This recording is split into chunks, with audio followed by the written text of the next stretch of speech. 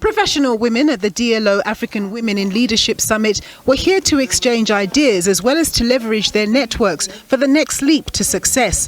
One of the topics of discussion being the African Continental Free Trade Agreement and how best women entrepreneurs can grow their business as they take advantage of this new development. What we're discussing and tackling today is how do women expand their network?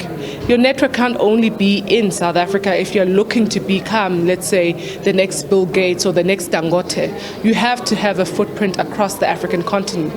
And that's what we're going to be discussing in the Intra-Africa Trade Session, saying how easy is it to actually scale and move a DLO to a Zimbabwe, to a Nigeria, to a Ghana, to a Cote d'Ivoire. Delphine Govinder is an asset manager. She decided to leave a comfy, well-paid job with an established international asset manager company to set up her own investment firm. But says, equipped with her investment skill set in her favour, she's glad she took the leap of faith and knows that the asset management landscape has changed quite a bit over the last decade or so, steadily becoming more inclusive of race and gender. So I think what's really good about where the industry is moving to is that the players in the game are now much more representative. Slowly, it's slow. A lot still has to change.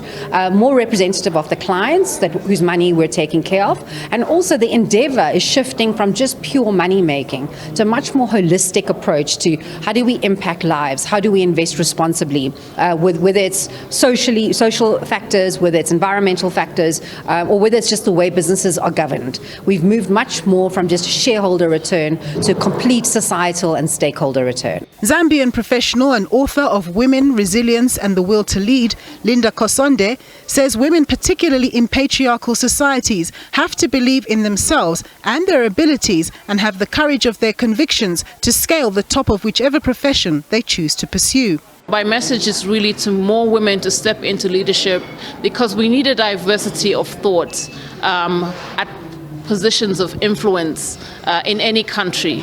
And one of the arguments I make in my book that it's not just about having women at the table, it's also about the fact that it matters because when women are at the table, they bring to bear different perspectives.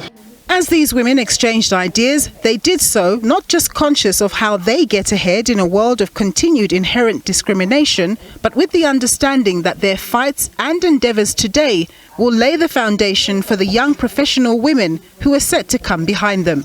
Nampumelo Losiziba, SABC News, Johannesburg.